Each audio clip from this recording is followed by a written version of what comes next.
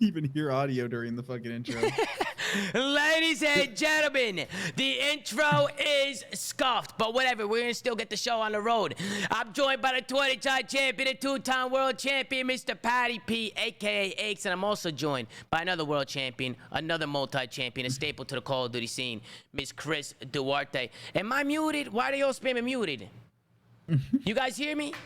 I hear you. All right, then they're trolling me. Are they trolling me? They probably trolling me. Are they trolling? Chat, am I being trolled? Make sure I'm not muted. Make sure I'm not fucking muted here. Bro, they're trolling you. I can hear you. You motherfuckers! Man! All right, whatever. We'll keep it going. All right, you know what? I'm getting trolled by the Twitch chat tonight, gentlemen. Anybody watching on YouTube, you can blame my Twitch chat for that one. But gentlemen, how we doing? Long day of COD, huh? Long fucking day. Long day in general, Tom. Long day in general. Just a lot happening today. It was a busy Thursday, and then we had the event start a little late than what we're used to, and now we're doing the midnight edition of the flanks. Yes, sir. We're starting at midnight. I'm here live in Toronto, in the middle of the FaZe offices at 12 at night. Hey, listen, I want to give a huge shout out to FaZe, man. The FaZe family came in clutch, man. They hooked us up with a couch in the back, multiple microphones, multiple headsets for people to come in and chill if they want to watch the matches. 3 monitors, dual PCs. I mean, they gave me so much space. I got the whole office to myself. I mean, FaZe has really just they've done wonders here, man. They set all this up by themselves, and they made the setup look really cool in the back for the watch party. So I just want to give a huge shout out to the FaZe fan, man. So shout out to FaZe. Nah, they went crazy, man. They went crazy. Everybody's saying that this set is better than my one at home because the camera's better. Crisp. Yeah, the camera's nice and crisp. I mean, you got Chris in Texas, you in Toronto, and I'm in Gotham, and like you just got the crispy setup. I don't know what's going on behind Pat's cam right now. I'm not really too sure what that is. I'll let you guys be the judge of it. But listen, man, we had a lot of matches today, and you know, it's been a long day. And because it's so late, we're gonna do the best we can, man. I'm gonna keep the show kind of short today. I don't want to go for 2-3 hours. We got to get up in the morning. We got more matches to watch. So you know, we're gonna go through it quick. We're gonna breeze through it, give our thoughts, give our opinions, and get a quick little recap for you guys. I hope you guys have been enjoying, and please make sure to show some love to FaZe for hooking this all up, man. This is incredible. So shout out to them. And I apologize for the intro. The intro scuffed. I don't know what it is. Every time I move different setups, the intro doesn't work. I'm not sure what it is. Maybe it's because the download's not on my computer. I don't know. But let's get right into it, man. Thank you guys so much for all the support, all the positivity in the chat. You guys have been going crazy all day. What a major this was. Let's switch on over. We're kicking things off, man. We got the New York Subliners going up against the Seattle Surge, Bo Cage Hardpoint, Berlin S&D, Berlin Control, Gav Hardpoint, Tuscan S&D, Chris, Pat.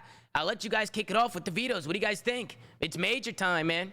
I wasn't totally opposed to the vetoes on either side. I think a lot of these maps were good for both teams. Besides, you know, the end of the series, the Gavutu Hardpoint, I definitely think probably suited New York. But I mean, this was a grueler, man. Yeah. Pat, what do you think? Anything that caught your eyes in the vetoes, or nothing too much? Yeah, I think the same thing. I think, like, I would argue that, I mean, I personally think that the Bo Cage suits Seattle a little bit. So I think it was like Seattle gets a little edge game 1 in the veto, and New York gets the edge game 4. I think they were pretty evenly matched on Bo Cage, Pat. I think it was like both their teams' best maps. Record-wise, I think you're right. But I think Seattle's just been on an absolute tear on this map recently. And so that's why I was like, I feel like New York could beat them on another map. So I was, one had to get through, right? Yeah, no, 100%. One had to get through, and listen, we had a good series, man. This one went all the way down to the wire. We're kicking things off on a Bo Cage, and honestly, in the first Bo Cage, it was super back and forth. But once we hit that second rotation of hard points, I don't know what happened with Seattle. Pred's been playing fantastic, man. I mean, we've been talking about it last time. I mean, he's been playing top-of-the-line COD. And I just think it's his aggression, right? Like, Seattle brings so much aggression, and I think they caught New York off guard a little bit. I thought New York was going to come out and win this one, and they almost did. They tried to bring back the reverse sweep, went all the way down to around 11, but Seattle in this first map definitely clutched up. I want to bring us into the listening because that's kind of where the game was pretty much tied, and Seattle just kicked up into another gear. So let's tune in to the Seattle Surge listening and see how the gentlemen and the boys over there were calming. Pay close attention to Pred and all those guys moving around the map. They were doing big things. Hold right, we have to hold right. Yeah, guys, hold right. I will. I'll let you know when I spawn. He's in tools, two tools. One bottom mouse and tools, okay? Big heal here, guys. AG, I'm pulling forward. You have to clear the raid, okay? I got naded. I'm staying down, guys. Good. One top barn, dead. Care the right, AG. On the barn, on the barn. One's water tank. I think he's running up T1. I don't see him. Oh, one shot, hold absolute. Jump forward. Back, trip. Close time. T2. One more time. Yeah, T2 in front. I'm staying down. He's staying down. He's not moving. He picked me. He's telling you. On the tree. Nice. Stay left. Could be barn. Get in his barn. Big kills. I'm going bottom house. Yeah, I'm jumping out. I went tools. All day bomb. One shot, you plant. All day bomb. Oh, what are you bomb? Tools, front out. One's water tank weak, okay? He's gonna get bombed. You got over 10. I'm trying to help you. Nice. Water tank. Stay down. I'm going top barn. It could be inside barn around there. Nice. I'm looking for water tank for you. Water tank, one shot. Absolute. Nice. I'm running across the barn ledge. Right somewhere. I think top house. I went tools. That's gonna do it for Seattle. Listening, man, they chained the next 3 hills together here in the second rotation. They blow away with this one. So great job out of Seattle. We'll watch the rest of it. But Pat, Chris, what were your thoughts on the listening? Well, they sounded really good, but I just think after the first set of hills, New York couldn't buy a kill. Sib, Fred, Mac, Hydra had a little bit of a frying. slow map this map. Hydra's usually that guy that's consistent, always frying.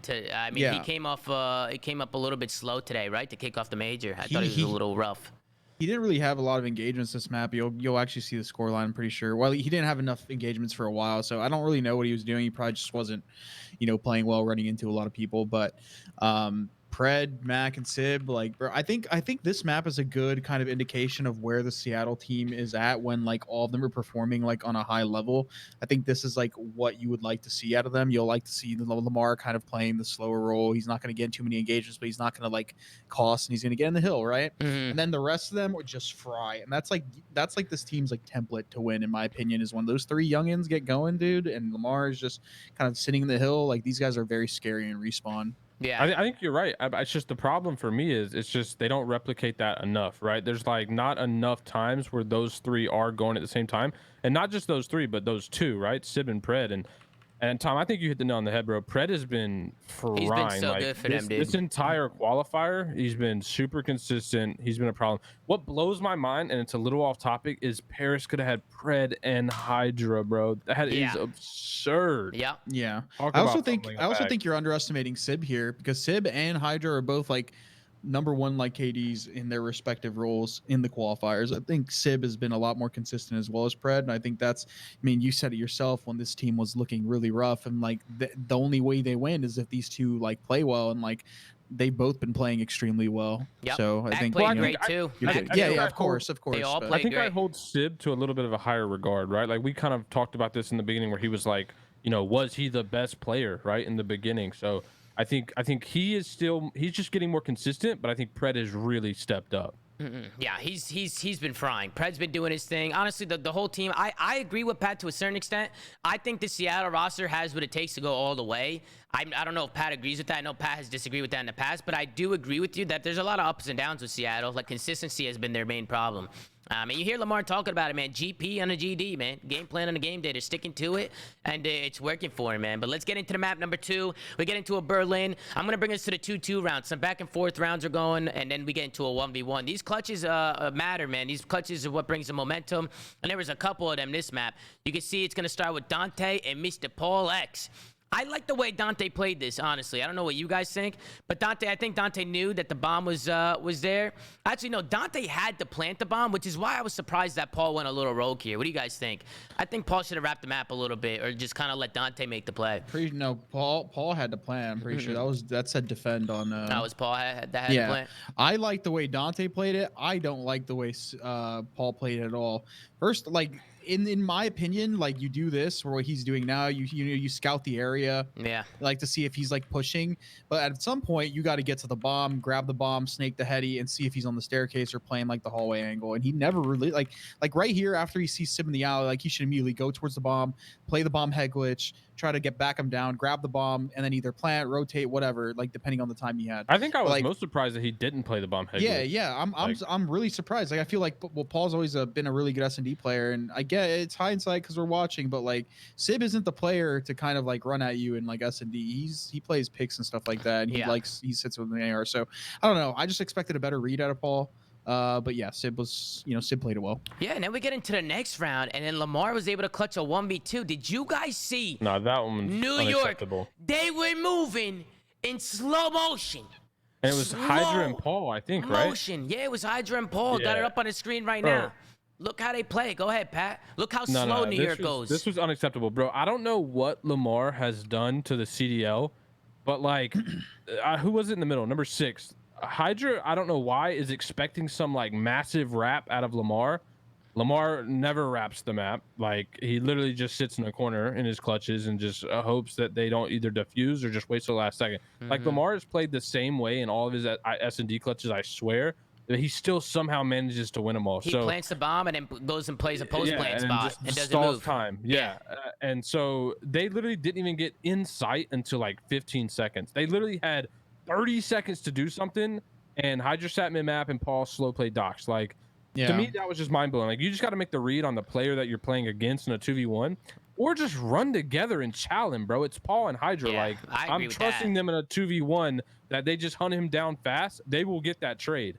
Yeah. Not So, only I that, absolutely gave this to them. not only that, but I just feel like in a 2v1, like if you don't know where the bomb is or whatever, you think he's gonna go plant, you got to cover B, because B is the hardest site to retake. Like, if you're looking for one guy on B, he could be basically anywhere. Yeah. A is a little bit, easier to read, like especially like if he plants for the hallway, like he's probably going to be in that area. I don't know. I just think it's retaking B is a lot harder in a 2v1. So I would have rather them just like immediately go towards that area, stack it, wait for him to either plant A or come to B.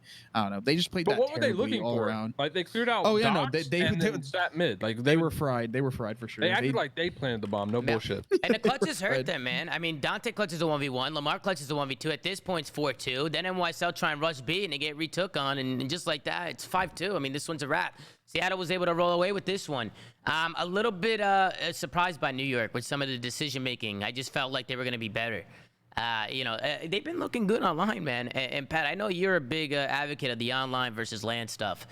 Maybe some confidence going down a little bit for some of these New York boys going into the event, like being on stage. What do you think? It's definitely possible, but honestly, I mean, I think they just made some really terrible heads-up plays, right? Like, they did the hard stuff, and then the easy stuff they just didn't finish, right? Like, they got down to the 2v1s, the 1v1s, like the trade scenarios, and they just lost them all. So Yeah. I don't know. I mean, this map was just kind of like everything went Seattle's way in terms of clutches, and New York just made some bonehead plays. Yep. And then we get into the Berlin Control. The first 2 rounds are back-to-back defense wins. I'm going to bring us right into the listening with New York and see how they're common. There's a couple plays I want to point out in this one and get you guys' thoughts, but let's tune in and see how New York was common. Nice. Yo, come here, Bakali. Wait, Bakali. Yo, only close. Behind you, train. Behind you, train. One shot. Yeah. One's up B back. He's near D1, middle of the open. Stunned outer. Might hit He's secret. outer. D3. Hit secret. 3 Mac dead. Nice. Give me a second. Come here, Bakali. Yo, B5. Go back alley, back alley. B5 stun. Lamar going our sidewalk to train. Okay. Alley one shot. Sid. Nice. Bakali dead. Nice. Should we get together? Help him. You're probably gonna repitch again, dude. Yeah, play your life. Back alley, one hit back alley. Yeah, Bakali weak. Bakali, back it up on you. And P5, dude. Nice. P5. More me. One shot, Go. Yo, Mac, listen one to me. shot, We gotta get he's close, P5. he's close. P5. One more to tell you on point. Let me tell you. Stay down. I'm coming to you. 17. I'm going top Y'all X. listen, I'm gonna work fire slow, okay? Yo, clutch Di up. Bakali weak. Clutch up dead. Nice job. One back alley, control you, Paco. Bakali is like back door. Yo, I'm going top third. He's close door, weak. Back alley, dead.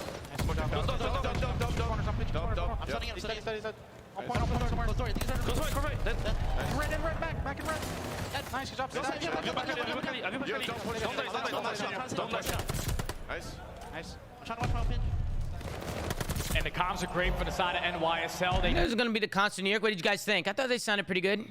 Hydra's English has gotten so much better, dude. At least to when I was playing with him, his English is so much better. I don't know if he's been taking English classes or what, but New York was actually able to win the offense here. They just do such a good job constantly stopping the point and draining lives.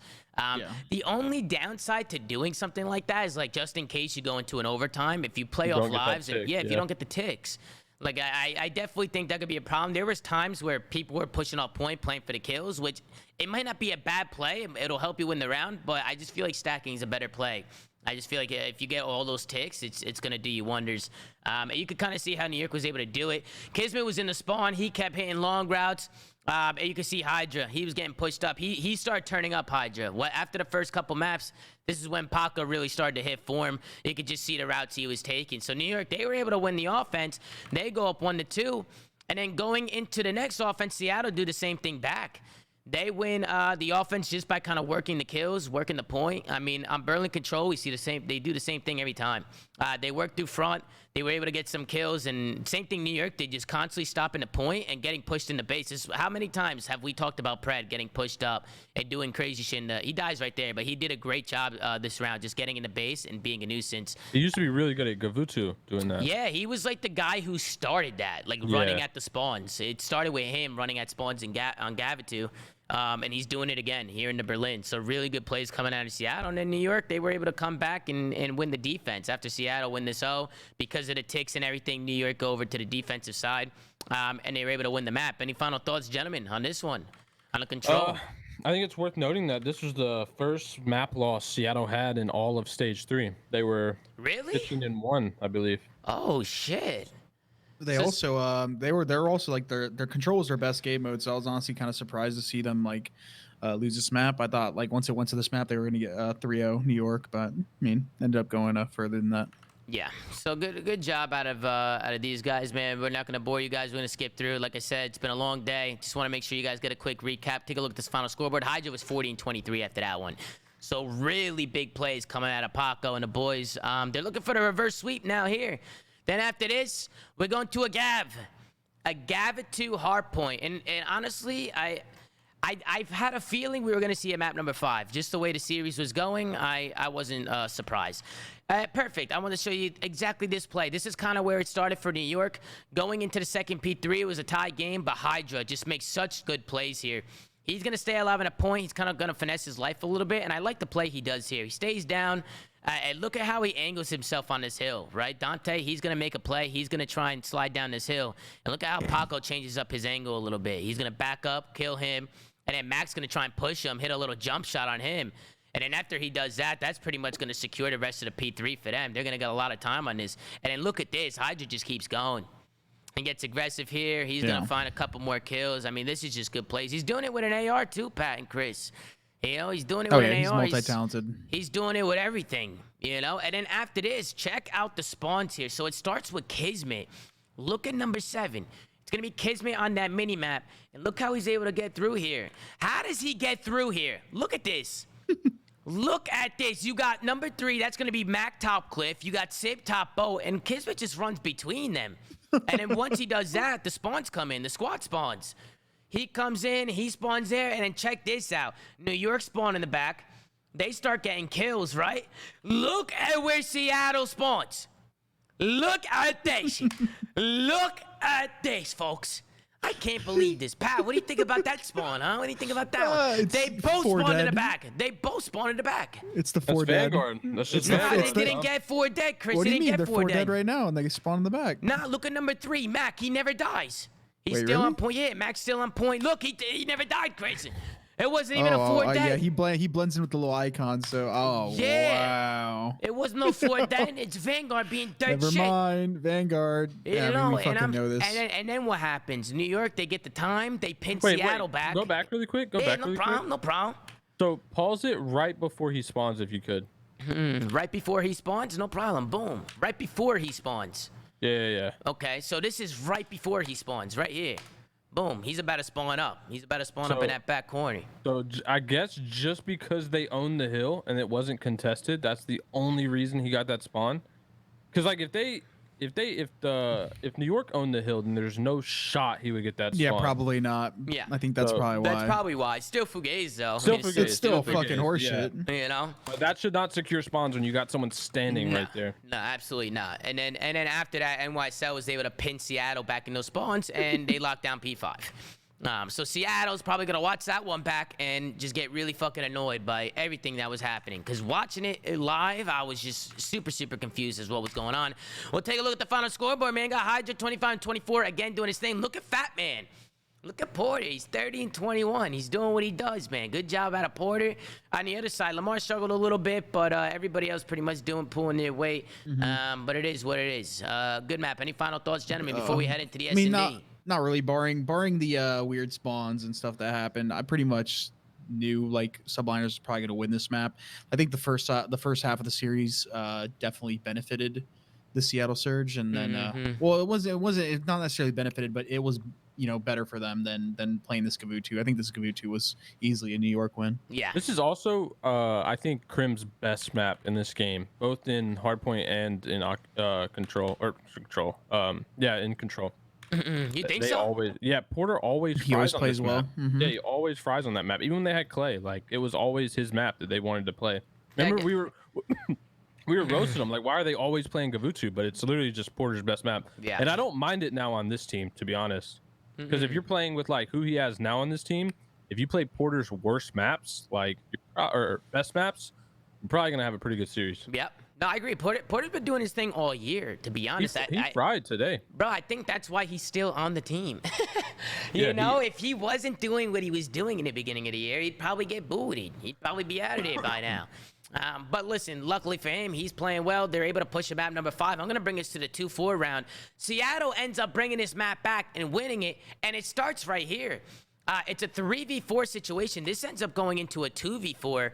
And Seattle was able to clutch this up. It was Pred and Lamar making plays. I lost full. Yeah, I mean, it starts with a team nade from Kismet. It starts with a team, but Chris, go ahead. Why did you lose full, and what did New York do wrong right here? Because they can't allow this to happen. They just can't. They have to close out a 4v2. They have to. First off, they didn't even check if they had bomb down, because I'm assuming they didn't know because how they played this. Because if they did and they knew where bomb was, they probably would have played around the bomb. Secondly, they get the information that these guys are here, and like, bro, you're on defense. At the end of the day, they still have to plant. Like, don't just like force these engagements. Kismet gets the spots Pred, right, for the guy that runs in. Paul runs in, doesn't get traded. Then Crim tries to force the trade and runs an accuracy. Yeah, like, they forced bro, it. they were just forced. They were trying to force every single trade, and they didn't know where bomb was. Like, they just played that round fucking terribly. No, and, they like, didn't.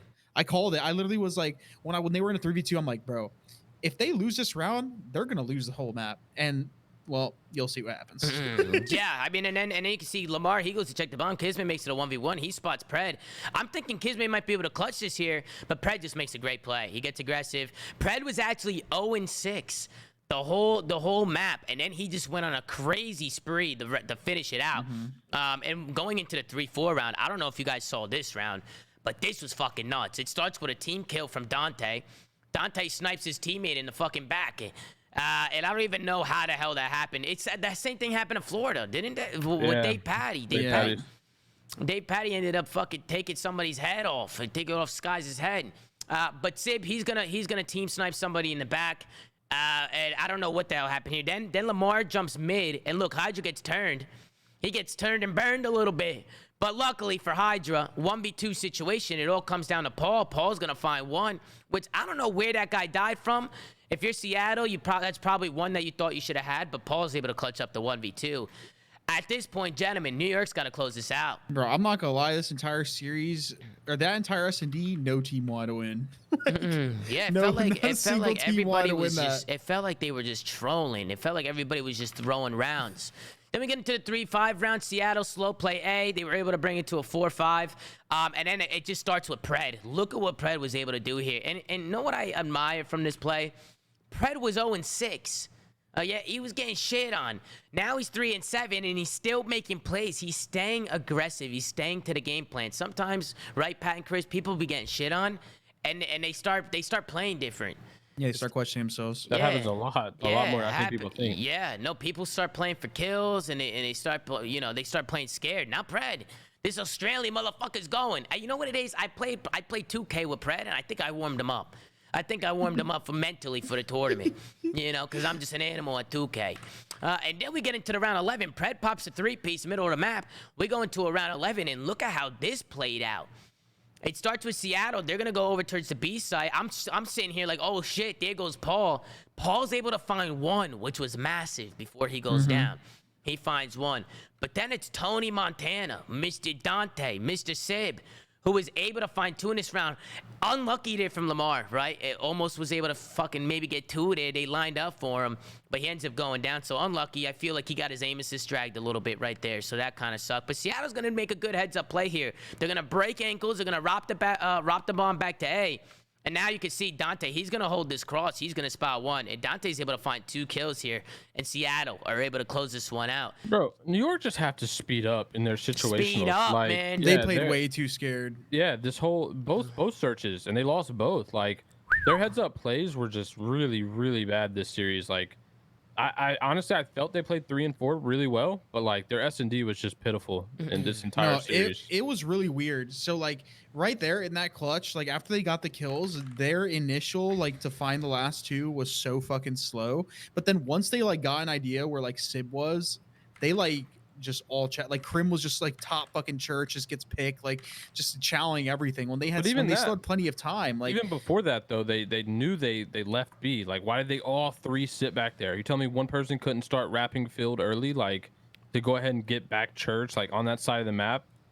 I don't think like, I don't think they knew right away because it was just like kind of playing the corner. You don't need 3 people there playing info on a site when they're literally got 20 seconds to play. They were just trying to play together, but they should have been. That's what I'm pushing saying. One guy out, would have literally played back church side and achieved the same thing. Like just played info and stay alive. They just had to work together to push through quicker, and then once they got the information of where they were, you can play together without standing on top of each other. Yeah, they were literally all 3 in the back. You know what I'm left of the saying? map. Like they sometimes it feels like they're overthinking it and they're trying too hard to stay together. But the reality is, it's just stay close. Just make sure you're in positions where you can trade. Because if you're standing, go ahead, Chris or Pat, one of you guys.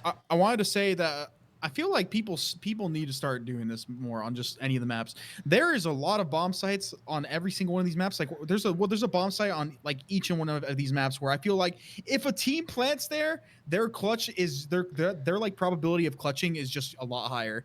That fucking bomb site, what was it? A, the one that they went to, is that bomb site. Just like on Berlin, it's the fucking B. What is it? I don't know, dude. I can't remember the fucking letters. I just know where they are. Yeah, right? Yeah. So you get the point, bro. Start pushing out and clearing these areas, and then just stacking the like site that you don't want to be clutched on, because because like, bro, when you play on that site, I feel like it's so much easier to clutch because you can see it from so many spots, and like clearing people out of like these ratty spots is just so much harder. We always talk about that. There's always bomb sites that people just let up. They just let people take it. And they're like, oh, I'll retake it, but those bomb sites are impossible to retake.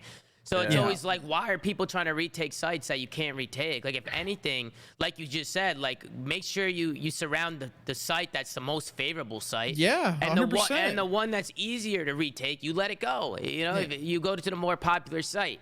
Also, go ahead, Pat. I was just saying, Seattle now moved into the best round 11 team in the CDL at 6-2. And now New York is 1-3 in game 5. So going into that, I mean, you kind of were favoring Seattle, to be honest, but they somehow there was 9 again, I don't know why we keep seeing this, but 9 of the 11 rounds won were on offense. Like I feel like that's becoming a theme on Tuscan. I think we had one in the qualifiers this past week where it was like 10 out of 11 or something out of 10 maybe, where it's just like offense is dominating Tuscan, and like we wouldn't think that. And I think honestly it comes down to like kind of what we're talking about. Players are just letting people do what they want, plant the bomb on the favorable site, and just letting people kind of finesse them. It seems ridiculous to me. Yeah. No, everyone's got the fucking Vanguard like just Vanguard effect where they don't want to brain, get they don't want to get clutched on. They're like, bro, it's fucking COD. Like, just have some confidence. It's like, bro, it's not fucking rocket science. Push out the fucking team and just make sure that you don't let them plant on the fucking clutch site. Like, it's not fucking hard. You know what I think it is? People have been doing this on every game for years, bro. Like, wait, sorry, my bad. Go ahead, Chris, go ahead. On Raid S&D last year, what bomb did you not want them to plant? The mansion bomb. You didn't want them to plant water, so you just let them plant ring, because ring is the easiest fucking thing to retake, and the bomb is in an easy position where you can defuse safely. Like, you don't let them plant on the fucking hard site. It's not complicated. Like, do people just forget like how to play the game? Like, I don't get it. You know what I think it is? Sometimes I feel like people lose their confidence because they want to make the correct play and they overthink the correct play instead of just playing with confidence and following their gut. And I feel like sometimes players, they might shy away from making that confident play because they don't want to be that guy that ruins the play. You know what I'm saying? They don't want to they don't want to be the guy that fucks up and gets oh, you costed. That's what I'm saying, which is unacceptable. A lot of people are like that. A lot of people are like that. I hate that though. I hated that. I hated when I competed and I tried making a play and it didn't work or I got shit on and everybody's like, "Oh, what the fuck? You're throwing." And it's like, well, bro, we're losing. Somebody's got to make a play. Somebody's got to do something, or we're never gonna fucking win. You know, you have to take risk. You have to take plays, or you're not gonna win events. It's just not gonna happen. So, you know, maybe a little bit of a different mindset for some of these players, but whatever floats your fucking boat. Let's get into the next one. Atlanta FaZe going up against Toronto Ultra. Boat Cage Hardpoint to kick things off. Desert Siege S&D, Tuscan Control, Tuscan Hardpoint, Berlin S&D. Gentlemen, anything that caught your eyes during the vetoes? Toronto's confidence is back. I think that's what caught my eye.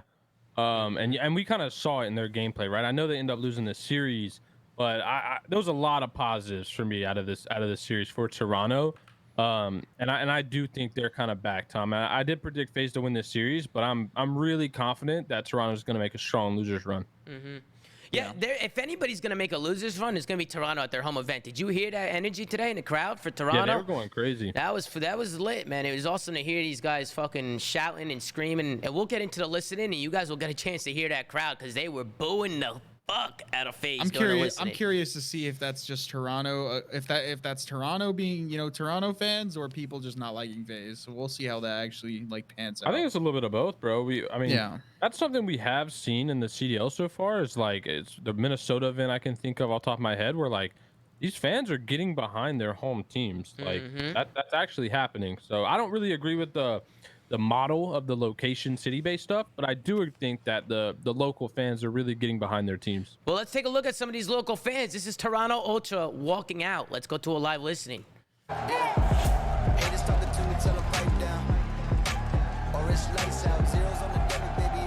Is this DMCA? This might be DMCA. I have no idea. It's literally on the YouTube stream. I don't know if that matters. They might have had some copyright. They might have bought the song or some shit. But look at that crowd, man. Look at the crowd. I'm gonna mute it there just in case. But look at the energy. That walkout was really cool, man. That was really cool. Are they only doing that for the home team? I think so, right? Okay, I mean, yeah. You know what I think they'll do when it gets to like Saturday, Sunday? I think they'll have everybody walk out like that. They should do it like that. I don't know if they're actually going to, but that was fucking sick. So shout out Insight was turned, dude. They were all turned up, man. They were all turned up, having a good time. But let's get into the boat cage a little bit. Honestly, for me, this was the Arcides and the Salium show. Because the Tiny Terrors really struggled here, man. They were not playing well. The second half of rotations, the second half of the game, Abizi and Sim start turning up. And I think that helped them a little bit. But the whole first half of this game, it was tied up. And it was all from Arcides and Cell. They were pulling their weight, man. Especially Alec. He played fantastic this map. And I feel like Arcides, he gets like kind of pushed under the rug sometimes. Don't you guys feel like people don't really talk about him enough? I mean, when you look at his such teammates. a good player, though. He's so good. He's always just going big for these guys, and he's always making plays. It's definitely hard when you look at his teammates, but I don't think based on his online performances, at least in the last couple, like in the local qualifier, like talking about him in a positive light is pretty much justified. Although FaZe do win this map, and you know they end up winning the series. I still am not sold on the fact that like FaZe is still like that much better than like any of these teams right now. Because why not? Because this was not a clean series whatsoever. Who do you think's better than them? Optic. Loser bracket. Listen, we'll get there when we talk about the Optic match, but I'll stop you guys right there, all right? Let's tune into the listening. We got back-to-back listenings, Atlanta FaZe, and then we go on to Toronto Ultra, so let's tune in. And you guys will see what I mean, that when Atlanta FaZe went into that listening, I didn't hear a single word they were fucking saying, because that crowd was erupting. Tune in and listen for yourself.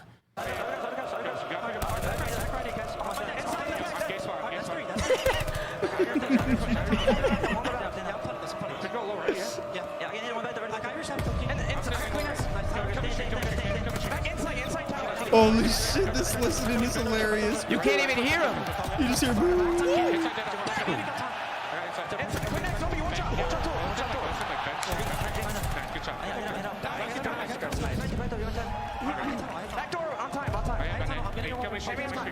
Can't be on time. There's a guy top street. Nice, good one. Help me, Cammy, watch out. Take those guys. He's on fire. Where's Cammy?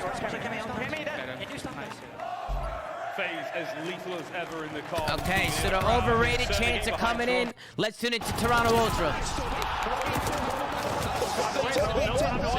Phoenix has things to kill. I'm absolute as well. Yeah, I'm needing it. I'm absolute as well. I'm nice. I've been needed. Nice. One shot. That's it. Sell that. One shot, me, bro. He's close. Beyond. He's in there. Yeah, one friend. Okay, yeah, one's already tower. Sim's already tower. He's close. He's got in the back. He's in hole. Got streak. Yeah. Big fucking hill, okay? And there we go, Toronto Ultra. Hey, that's gonna do it for the Toronto Ultra. Listen, but gentlemen, what did you think? I couldn't hear a fucking word. The one takeaway I got from it is Toronto's got some energy behind them because usually they're pretty quiet. But I mean, it might be just the nature of just the map. But actually, I think they had You heard him talk about it though. Yeah, they had an interview where they were talking about how they put some more oomph into their communication and stuff like that because of the game. Yeah, no, but they were firing on all cylinders. And this was still a close game, like even with like a BZ playing. This was the first lead right here that FaZe took the whole game. They heard you know what it is? I think the FaZe heard the overrated chants, and I think it got them pumping. I think it got a BZ fucking cracked. Yeah, you got to be careful with that sometimes, especially when you're calling the #1 team in the game overrated. Well, they've been getting called over. They got called overrated by in COD champs last year, and they won the tournament. Yeah. You know, like I mean, they find a lot of success, right? So the crowd is gonna eat them up and boo them and overrated. I personally like it. I think if you're a FaZe guy, you should like it too. I think that should kick you up, get that energy going. I mean, people want to see these guys lose, man. People do not want to see FaZe winning. It is what it is. Being a FaZe fan, being on FaZe and wanting to see these guys win, it's pretty clear to me that they are not a very liked team. They're not. People definitely do not want to see these guys win. So shout out to, I was talking to some of the FaZe guys here at the offices because they all went to the venue to go watch the series, and they told me that they were the only 4 guys in that venue cheering for FaZe. Everybody was booing them. Go ahead, Pat. No, yeah, I don't doubt it. I mean, when I would say like 70% of our fan base is pulls for one team, like the team that threatens them the most, I feel like is always going to be cheered against no matter what, right? Even if they're not playing their favorite team, like there's just no shot that you're not gonna hope that they lose because I think they know that they're kind of afraid of them. You saw that mentality a long time ago. Like at first in Black, it's always been the case. I'll go back to BO2. It was Farico was hated, right? We got booed against you guys, Pat, because you guys were our threat, and like you guys weren't like, people knew you were good, but like you guys weren't like solidified as like a #1 team yet, right? When you guys first beat us. Until we got rid so of it was like you guys need to beat us. Everyone's cheering against us. Then you guys won, and now everyone's cheering against you. Oh, bro, yeah. Not, like, that's just how it goes. It's just how it goes, bro. Like if you're a threat to Optic, bro, later. Yeah, 40 and 33 from Arcity's mod on. 40 and 33. Really, really good plays coming out of the FaZe guys. I think they got some pretty good momentum, but that momentum didn't last long because we get right into the S&D. And listen, I don't want to spend too much time on this map. This was a 6-1 blowout from Toronto Ultra. I do want to turn into the first round because look at Insight, man. Insight was able to pick up a whole ace here, and he starts with some clean beams across the map. First is going to start with him finding one onto the bomb site. That's going to be a BZ. I think a BZ is trying to get aggressive, maybe try and get that bomb down. And Insight, man, just clean beams. I want to ask you guys this question, because Insight's coming in, he's doing his thing. But what about Scrappy? Scrappy came into this Toronto roster. He was doing his fucking thing. Do you see Scrappy ever getting back in here or what? No, I don't. I think this team is good. Like, well, then he needs to go somewhere else because that kid is unbelievable. Dude, I said it as soon as it happened. Like, him signing to Toronto was such a bad play for him and such a great play for Toronto because he easily should be starting in this league right now. Like, it's hard for Toronto to make that decision, right? Like, any of the players, the coaches, any of them, because no one on Toronto, especially now, are underperforming, right? So, like, it would just be a really hard decision to make. But yeah, I think Scrappy should literally be on almost any pro team right now in the CDL, and the fact that he's going to be stuck on Toronto probably the rest of this year, It's just really shitty for him. I wouldn't be surprised though if he's balled out in this offseason and goes somewhere else. Yeah. One thing I liked about Toronto through this whole S&D was just the aggression they were bringing. Like I said, I'm not going to spend too much time on it. It is very, very late. We got matches, and we got to get up tomorrow for more. We got 5 matches tomorrow, gentlemen. So a long day 12 hours today. it starts. Yeah, it literally starts in 12 hours. So not going to spend too much time, but let's take a look at the final scoreboard. Inside 10-2. I mean, Ultra was just able to blow past them in this one. So really good plays out of Toronto. But then after this, I mean, this is kind of where it all fell apart for them. After this map, we don't see much more from Toronto. Go ahead, Pat. I don't know. I don't think it was that they fell apart, Tom. I just think FaZe turned up. Yeah, well, dude, BZ was unbelievable in this map. Unbelievable. And we've talked about this before. Like Simp and BZ, these guys can't just like have bad series after bad. Like it's just not possible, bro. They're gonna be due for one of those kind of like at least takeover maps, if not takeover series.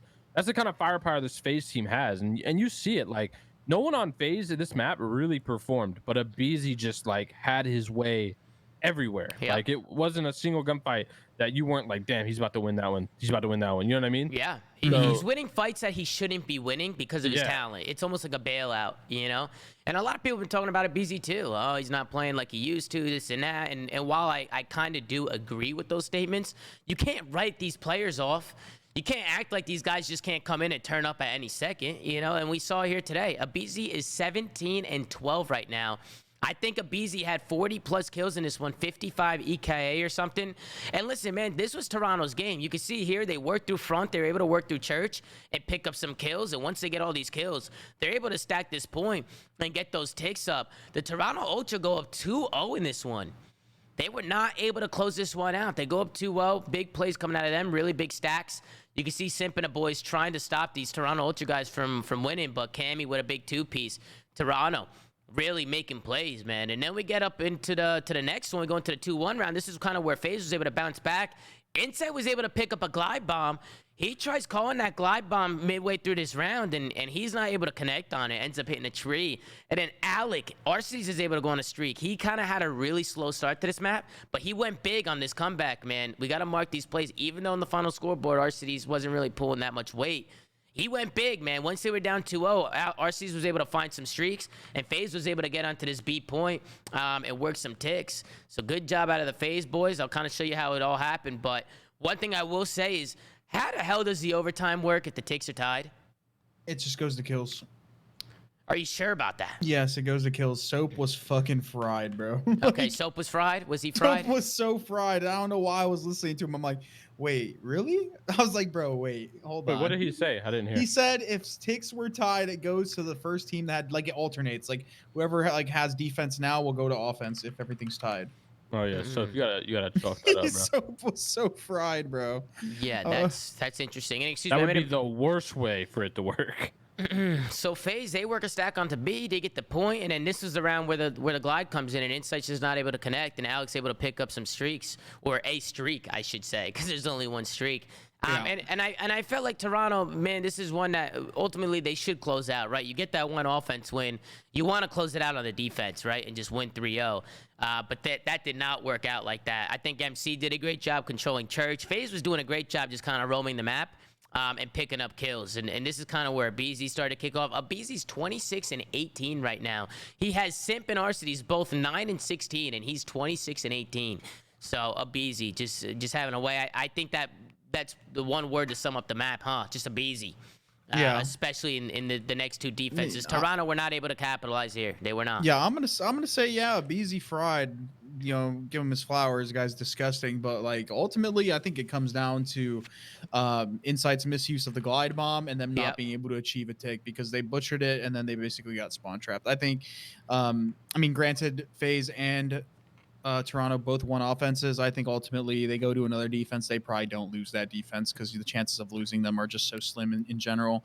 Yeah. I think in general this whole series is just going to be Ultra kicking themselves in the ass because I definitely think they probably should have beat FaZe, but FaZe definitely clutched up in you know when they needed to. You can see Alec too. He was able to get some streaks. I mean, just look at the lives here in this final round. It's 12-2 right now with 15 seconds left. 43-26. The next highest is Cell at 27-21. I mean, people aren't even getting close to breaking 30. This guy's on his way to 50. So bodies are being shot. Alec is letting him know, and FaZe, man, just a really, really good play. What was his EKIA? 55, right? Or something like that. He had a lot of assists in this one. Ton to a little. Yeah, he had 31 untraded kills. That is insane. So really, really big plays coming out of a BZ and the FaZe boys. And then we hop into the last one, man. We hop into a Tuscan hardpoint. And honestly, Chris, we were talking about it during the watch party. Toronto can't hold a hill. Oh, yeah. They can't hold hills. FaZe was able to break 3 hills in a row on the second rotation. They get a full... It was 5. 5 hills. They broke like every hill. Every single hill. Every single... It was almost... 4 or 5, one or the other. FaZe did not rotate to a single hardpoint. Not one. And not like they really need to. But what do you think the problem was, Chris and Pat? Why can't Toronto hold these hills? What was going on with them? They just couldn't win a one, or they were like overcommitting players to certain places, which ended up like creating openings for like FaZe again favorable positions. And I mean, we could start here, right, at the second P2 and kind of see how FaZe was able to break into this one. I just feel like Toronto, like right here, I would like to see Toronto maybe play some corners and stuff. You can see Ben, he's kind of playing by himself, right? Like Bance pushes up, he kind of gets tagged. That's gonna open things up for FaZe. He kind of just runs off away from the team. And then somebody gets picked in hill, and you can just see one by one, Toronto is just going down, down, and down. And FaZe, they were able to break into this one and make this a mix fest and kind of just storm away with this one. So really good plays coming out of FaZe. Pat, what do you think it is? For me, and it's weird to say this because it's Toronto Ultra, but their teamwork seemed a little bit off at times, which is like, there's something you don't say often with Toronto. To be honest, Tom, it could easily be just the fact that they were, they were up 2-0 in the control. They were feeling really comfortable, and they probably think they really let that one slip. So they started slow. Where that's kind of what happens to me when a team like is flustered. That's when you see teams get broken way more than they should, right? Yep. And it's kind of like free breaks where it's like it doesn't make sense because you got a perfect rotation, you're all alive, but you're just leaving gaps in your setup. Things that just are so routine to them that it just shouldn't be happening. Like these teams have gone over their ideal setups and how they want to. What crossfires they want to hold and everything, and just for people to easily get through and pick up like free kills. I mean, just look at even this one look at the right mini here. map. Yeah, even this one. Look how spread out they are. There's no trades. There's nothing. And granted, they lose every fight. It's going to start with this guy, Fire. He's going to get wall-banged by Arcides. He overchows. A guy dies over by P5. And now you have a guy, P1, that's trying to run his ass back and get there in that's time. not even a setup. Like he shouldn't even be there. Yeah, they're just pushed out for I no agree. reason. I agree. They hadn't even got kills yet. It's almost like they weren't thinking in this one. It just seemed like they... And then even for the next one, then they get the next hill. FaZe were able to make that scrappy, get some time there. And then FaZe, they just work the back.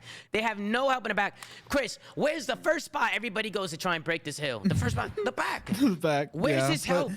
But hold on, no, go to the beginning of the hill before it even pops, like the rotation. You'll see all FaZe spawn roof, and Toronto doesn't read it because of how FaZe is. So look at play the scenario out. Okay, hold on, right before all the FaZe guys spawn. Yeah, you can kind of see right here. So this player number 1 is coming from the roof. He spawns right there, so he doesn't read 5 spawning. Like, who's gonna read this, bro? Number 5 spawning there. So they actually chase number 1 this entire way. And how the fuck is number 1 supposed to read it, right? Because in an ideal scenario, he would have just held that, but he thought they would all spawn field, right? Because he spawns here, they're probably spawning field, or like, you see what I'm saying? Because Ultra has control of the hill. Yep. So they don't read this.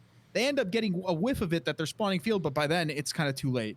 Because you see, look, they check it. They're like, oh, what the hell? It's too late confused. now. Yeah, now they're trying to come back. Yeah, now they're trying to come back, and that's probably what threw them off. The spawns. I mean, the spawns were a little weird right there. Like, what are those spawns? What is that? Seriously, though, what is that? That's Vanguard. It's like FaZe are getting blessed, but FaZe is still doing their thing. But I mean, the spawns definitely came in and helped them right there, and we saw it happen in the first series too with Seattle, New York. Just weird ass fluky spawns coming in, and it helped New York. Listen, bro, if I've learned anything, things aren't as weird and fluky as they seem. That's all I'm gonna say. Listen, and there's a guy in the chat saying, there's a guy in the chat that said, why are you guys acting surprised? And to be fair, he's right. Why are we acting surprised? But I will tell you this, they're just all different. We just keep seeing different shitty. It's not like we're seeing the same shitty spawn happen over and over again. We are seeing different spawns on different maps over and over and over again. Bro, it just doesn't make sense. We try to sit here and say, oh, you know, because this guy's here and this guy's there and they have control of the hill, they spawn here. But like even sometimes where like a player has control of the hill and they should be influencing a spawn point to like negatively impact the other team, the other team still gets the better spawn for it. Like it's so like it's just random. Like it feels random. Like there's just unreadable scenarios. Like I don't blame the guy for spawning roof and not realizing they spawned right next to him on the roof. Yeah. While that ultimately could potentially cost them the rotation. Like I don't know what to say about it. Like, and we act surprised because it's genuinely fucking surprising. It's like terrible. what the fuck is that, dude? No, like I'm not gonna read that shit. Put it this way, all right, chat? The pros play the game every day, and they're still not reading this shit. even if fluky spawns are happening, the pros will still be able to realize if a fluky spawn could happen. You know, be aware of this, be aware of that. Just be aware of certain things. They're not even. They look lost. Like pro players, these are some of the best players in the world. Look lost. They don't know where people are coming from. They don't want them to be readable, bro. And on top of that, I not. know chat ain't reading that shit. So No. Let's get into the next one. We got Optic Texas going up against the Florida Mutineers. We got 3 Tuskens in a row. That blew my fucking mind. It ended up, Florida ended up doing a great job, and they ended up clutching up. But I was just very surprised to see Optic get 3 Tuskens in there. And then we end off with 2 Berlins. Gentlemen, I'll let you kick it off in the vetoes. What do you guys think? This veto map set was so fried. I was mind blown they got through, but fucking props to Mutineers because they still were, you know, able to put up a good series and win it, dude. I was mind blown to see this series. Listen. This map set would make sense if Dave Patty was not their 4th, okay? But Dave Patty is their 4th. This was the map set they went with, but they somehow still pulled it off. And all credit in the world to Caesar Skies. Guy 100%. is different, problem. bro. Different. And it's funny you say that because he was getting shit on the first half of the first rotation of hard points on Tusken. He was getting smoked. And I don't know what the fuck happened, but this guy he just turned into another gear, bro. I don't know what it was. Just the second half of rotations, it was all Skies. He just kept popping pieces after pieces after pieces. The first half of the rotation, it was all Awakening that kind of kept them in that's it. All I was going to say. Yeah. This was sick from Veto, Shotzi. Veto-wise, to be fair, this is probably, you know, we've talked about this before, but this is Big Wake's best map, right? All game modes, this is probably his best map. So they had to get rid of Bocage, Chris. I think that's what you were talking about. Like, that's the one thing I do agree with here in this series was getting rid of Bocage. Simply because even though Florida is comfortable on Bocage, squaring up against Optic on that map is scary to me. All the other maps, like I would take that chance. I mean, you're right. It's just they're just gambling because like at the end of the day, like you have 2 ways of playing your vetoes. You play what the other team is, you know, what you're comfortable with, regardless of the other team, or you play like against your opponent. And I think that's what they did this time around. But like when I was just looking at the vetoes in general, it was just like they are good at Bocage. They play it a lot and win it a lot. They're good. They clearly always pick Gavutu a lot of the time. And both the maps were gone. I was like, well, this can't end well. Well, that's why Optic banned. That's why Optic banned Gavutu, right? Yeah. Florida's good at. But Bocage, like, I feel like that's a big gamble because you know Optic's nasty at that map, and you can kind of just roll the dice on the other 2 maps that they're average at. No, not average, I shouldn't say, but. I get it. It just looked like, just looking at it on paper, it just looked bad. Yeah, you just saw submap across the board. Yeah. And listen, it was 90-6 going into P4 of the first rotation. It is now Florida taking the lead in the P5.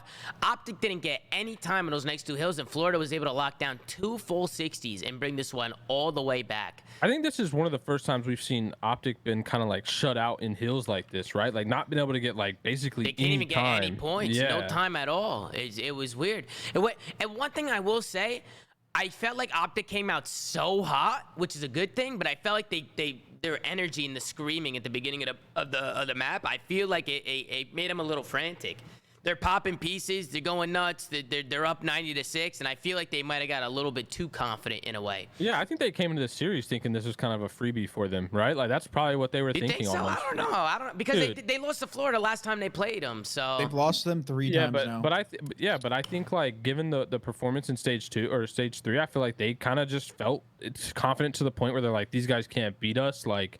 And they started hot, Tom, and I think that kind of like reinforced that. And then they kind of just got like their bells rung. Honestly, the rest of the map. Yeah, I mean, it just started from a lot of individual play. Prolu played very well. It's very annoying to me to see people roasting This Prolu map, after he they played lost. well, He played well. statistically. I mean, he struggled the rest of the series. I'm gonna be honest. He struggled, but I mean, listen, this guy Prolu has been doing good things for these Optic guys. You know, he came in as a substitute, Illy with the injury, and I feel like he's been nothing but a great substitute. It's sad. It makes me sad to see some of the reaction from some of the fans and seeing people roast him. I think Prolute's been playing amazing all stage for sure, but going up against a heavy AR team, even though we're playing sub maps, I think there's only one person who could have saved them in this series. Oh yeah, and who's that? Jordan General. You're an idiot. Okay, I'm gonna stop you there because they lost with fucking with At the Pro-Am. Jordan. Okay, I don't care about the Pro-Am. If anything, the Pro-Am should be somewhere where Jordan would have Is thrived that because him it's a behind the challenger camera? Is that tournament. Jordan's face behind you? Because it's a Back. challenge. It was a challenger involved tournament. Man, No, I'm not gonna Jordan let is you the finish. GOAT, man. They lost with Jordan. They lost with Illy. Bang, they lost Tom. with Prolu. It didn't matter who the hell their fourth thing was. is- the thing they is- were losing. The thing is, and this is something I've seen of a bunch of like just fans talking about. Like, this is Prolute's first time on the main stage. You gotta think. Yeah, it is. Jordan General, he's been there before plenty of times. Yeah. Like, he's been in that situation. So I mean, I no discredit to Prolute. I think he's great. I think he's had a stellar Major 3 thus far. Definitely deserves a team somewhere in the CDL.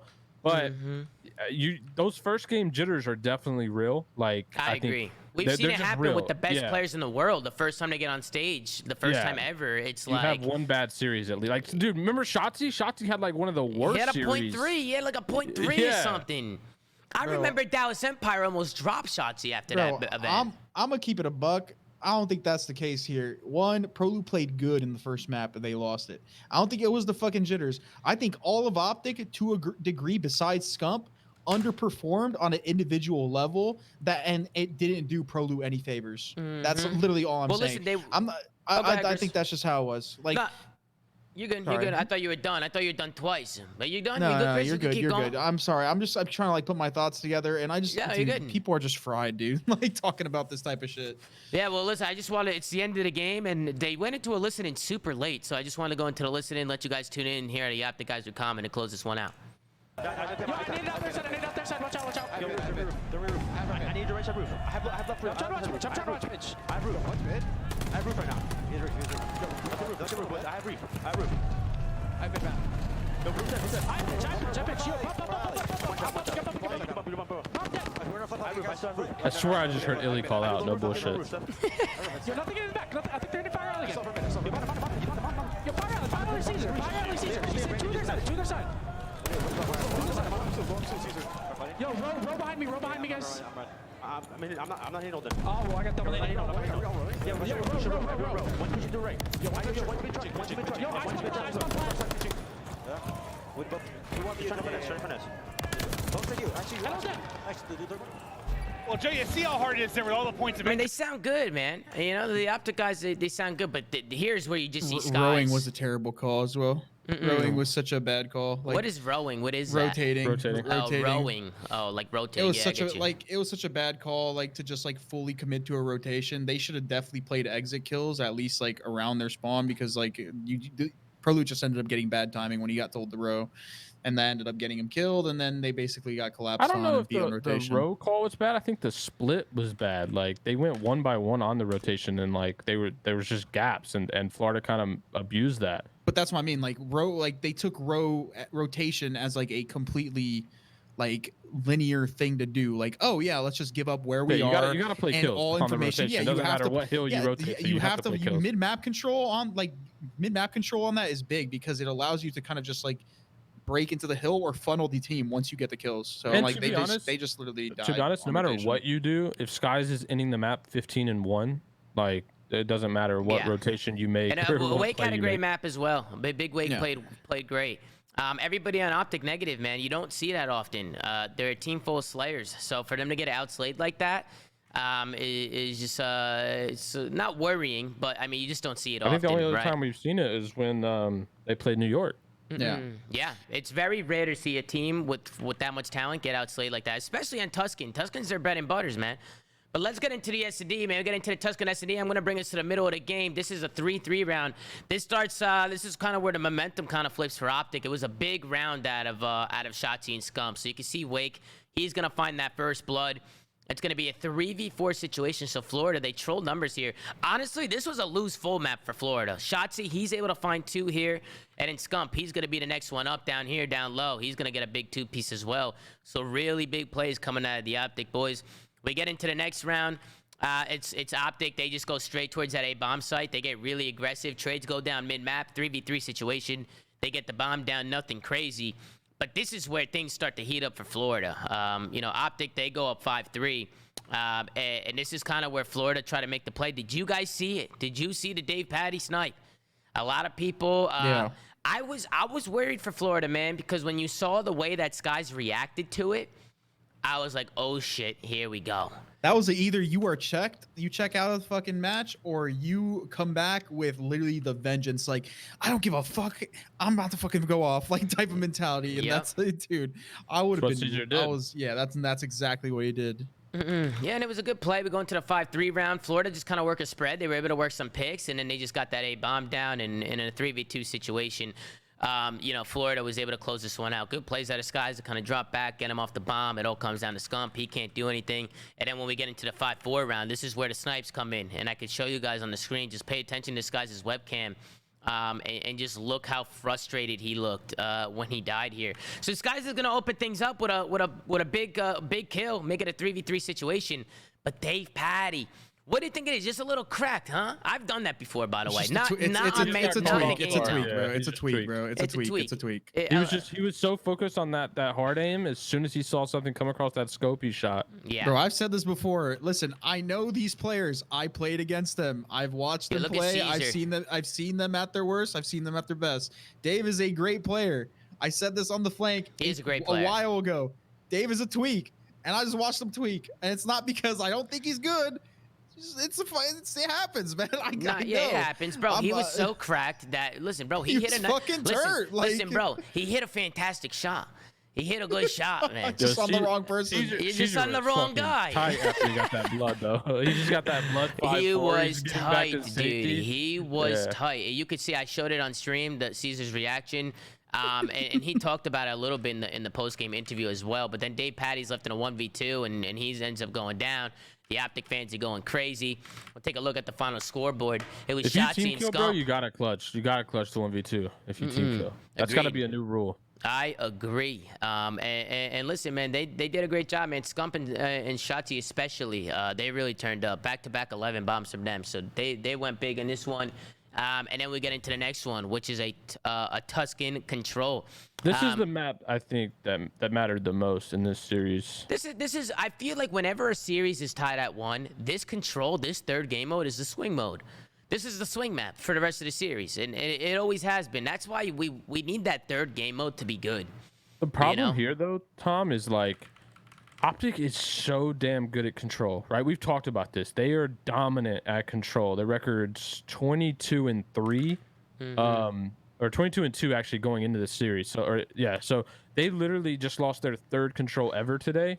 And to me, that just can't happen because, like, Florida's a pretty average control team, nothing special, like almost a 50% win percentage. And to me, they just got bullied on this map. Like, I don't know what was wrong, but that's the concerning part for me. It started with this first round. I mean, you can see Vivid on your screen. He was able to come through church and pop 2 kills. He had a teammate work in front. He had a teammate work in the back. And Florida, they were just able to work a stack. They just got clean 4 dead. And I love the stacks from them. They got a couple guys on it. Yeah, I think they had 3 guys on it at one point. Skies ended up pushing out a little bit. He was able to find some kills. The grenade comes in. And just like that, Florida were able to open things up and win an offense. So good jobs out of them. I feel like him pushing out was almost troll, by the way. You know what I think it was? Almost. What do you think it was, Pat? Talk to me. If you guys remember, about a week and a half ago, Dashi uploaded a clip on this map on Tuscan, and he blacked out all the names up top in the codcaster. But he left the like vision on in the kill feed, and it was against Florida. And I think, you know, Florida kind of remembered that, and, you know, they squared up with him on Tuscan and just had their absolute way and was like, don't ever post a clip of us again. Man, you think it was that? You think it was a mental game, Pat? You think it was that deep? Absolutely. Man, Pat. Hey, bro, we don't talk about that enough. There's a lot of mental warfare going on between pros. You know, for sure. There's a lot of just like internal mental stuff that nobody knows about. Yeah, you Pat know? is the mastermind of that shit. Yeah, he is. That is Pat's specialty.